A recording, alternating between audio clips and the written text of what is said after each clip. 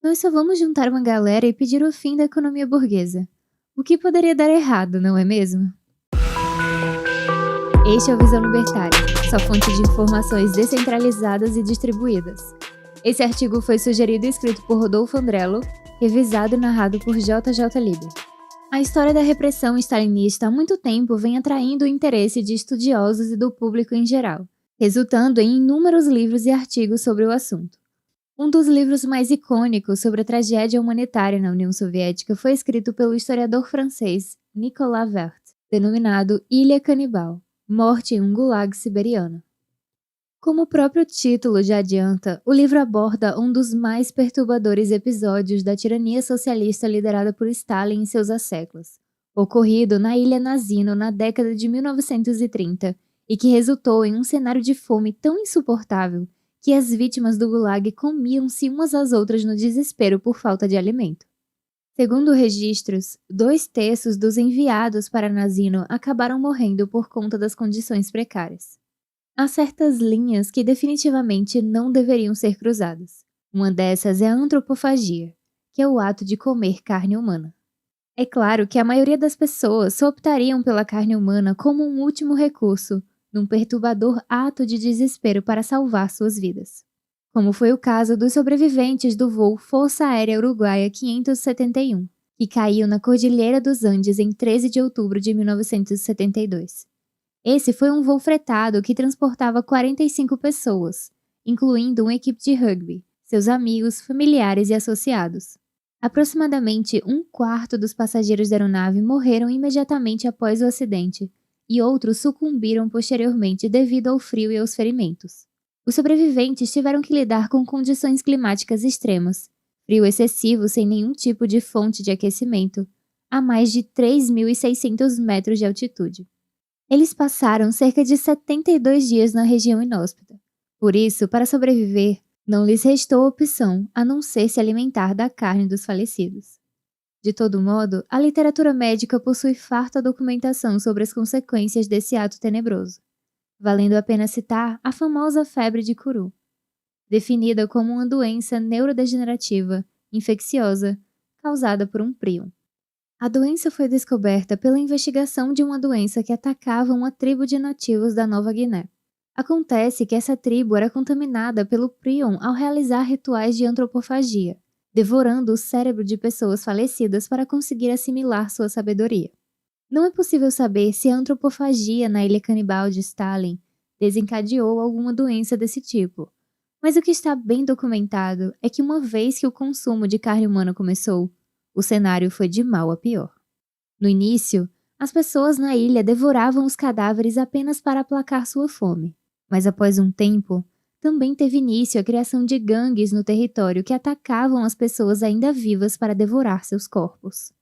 A origem dessa experiência macabra veio da política soviética de isolar na Sibéria os elementos indesejáveis aos olhos da revolução. Esses elementos incluem presidiários que precisavam ser manejados para combater a superlotação carcerária, pessoas que violavam as restrições de circulação impostas com a política de passaportes, e também os famosos kulaks, expressão usada para identificar camponeses que eram contrários ao regime. Ao todo, cerca de 6.200 pessoas foram enviadas para Nazino, das quais 2/3 morreram nesse processo, ou durante o transporte, ou por conta das condições sub-humanas que encontraram lá. Havia naqueles tempos diversas porções da Sibéria com pouca ou nenhuma ocupação humana, e os comunistas planejaram promover o povoamento da região, com vistas a se beneficiar do futuro cultivo agrícola. Mas, na maior parte das vezes, as pessoas escolhidas pelo regime eram as mais inadequadas para servir como mão de obra rural. Conforme Hardworth, os comissários do Partido Comunista enviaram para lá pessoas inválidas, idosos e até mesmo uma menina de 12 anos que foi encontrada esperando a mãe numa estação de trem. Assim, muitas dessas pessoas eram mais bocas a alimentar do que mão de obra produtiva. Para a maioria de nós, ao tomar conhecimento desses atos terríveis, fica até difícil imaginar o porquê de tantas ações macabras e completamente sem sentido. Uma possível explicação para essas detenções absolutamente sem critérios é oferecida pelo historiador Alexandre Solzhenitsyn, autor do livro Arquipélago Gulag, pelo qual recebeu um prêmio Nobel de Literatura. Segundo Solzhenitsyn, havia metas de prisões a serem cumpridas pelos oficiais comunistas, e dada a maquiavélica cadeia de incentivos, as forças de segurança acabavam por selecionar seus alvos de forma completamente aleatória e arbitrária, mesmo inclusive entre cidadãos comuns que jamais deram qualquer motivo para a detenção. Para Solzhenitsyn, havia muita pouca resistência oferecida por essas vítimas, pois elas simplesmente acreditavam que tudo era um engano e que o mal-entendido seria posteriormente resolvido.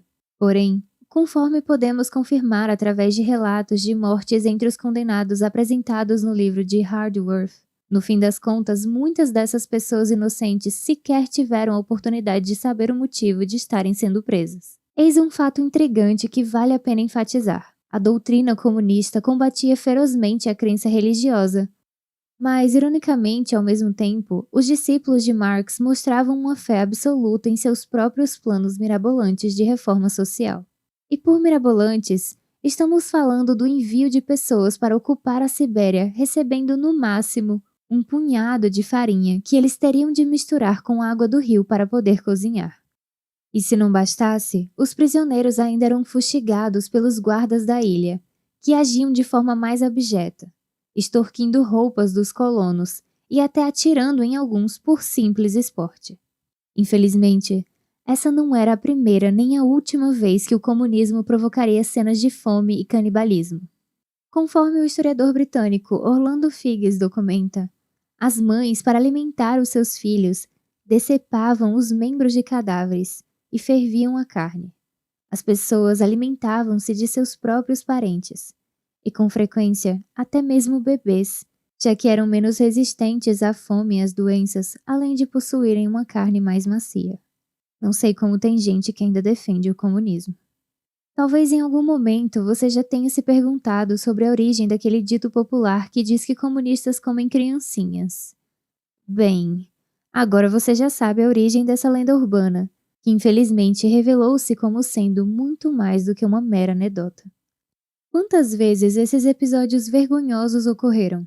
Bem, isso é difícil dizer, mas somando a grande fome dos anos 1920 e 22, com o processo de coletivização das fazendas ucranianas, e episódios tais quais a Ilha Nazino que ocorreram em 1933, só podemos infelizmente constatar que tais atos odiosos foram bem mais do que meras eventualidades. O experimento da Ilha Canibal de Stalin é antes de tudo a demonstração da futilidade e do fracasso definitivos do planejamento da União Soviética. Embora estivessem operando uma máquina de moer carne humana, literalmente, as autoridades soviéticas tomavam as taxas de mortalidade extraordinárias como um mero contratempo da marcha histórica em direção ao comunismo. Vale lembrar que essa marcha histórica era impulsionada pela fé na ciência e no progresso. Sim, sempre a ciência, e considerada como um sacrifício necessário na luta implacável pela revolução. Mas isso em nada absolve os tiranos soviéticos. Na verdade, os maiores absurdos já realizados pelo ser humano foram constantemente justificados como sacrifícios em nome de um bem maior. Onde será que eu já ouvi isso, hein? Enfim, curiosamente, nós temos visto nos últimos tempos um fortalecimento desse discurso conhecido como autoritarismo necessário, assim como um cientista soviético sem orelhas falou recentemente. Infelizmente, os libertários têm constituído uma das poucas vozes a se levantar contra essa marcha rumo ao abismo. De qualquer forma, resta evidente que nenhuma tirania deve ser tolerada, por mais que os tiranos proclamem estar agindo em nome da coletividade e do interesse público. Aliás, um bom complemento para quem procura saber mais sobre esse período trevoso da história humana pode ser encontrado em nosso vídeo, A Luta contra o Esquecimento dos Expurgos Stalinistas, cujo link você poderá encontrar na descrição desse vídeo. Não deixe de conferir. Enfim, desde Karl Marx e sua pretensa luta em favor dos trabalhadores, até os revolucionários russos e o seu alegado combate aos privilégios dos ricos, toda essa gigante montanha de boas intenções foram sucedidas dos atos mais bárbaros que a humanidade já viu. E o mais incrível é que tudo isso poderia de antemão ser evitado, se tão somente as pessoas envolvidas tivessem dado ouvidos à magistral advertência que Mises escreveu já no início da década de 20, sobre as falhas do modelo econômico do socialismo. Mas não somente suas advertências foram ignoradas, como até hoje há quem procure reaproveitar a proposta socialista na Venezuela, na Nicarágua, em Cuba, China, Coreia do Norte e por aí vai, né? E como a ameaça do socialismo continua a bater nas nossas portas, cabe a nós apresentar resistência em todas as frentes possíveis e com todas as armas ao nosso alcance, sob pena de, por nossa inércia, sermos reduzidos futuramente a um estado famélico e deplorável de abjetos canibais. Obrigada por sua audiência. Se você gostou desse vídeo, clique no ícone de curtir abaixo e compartilhe em suas redes sociais. Para ser notificado de outros vídeos, inscreva-se no canal e depois clique no ícone de campainha. Escreva artigos você também. Acesse o nosso site visãolibertaria.com. Até a próxima!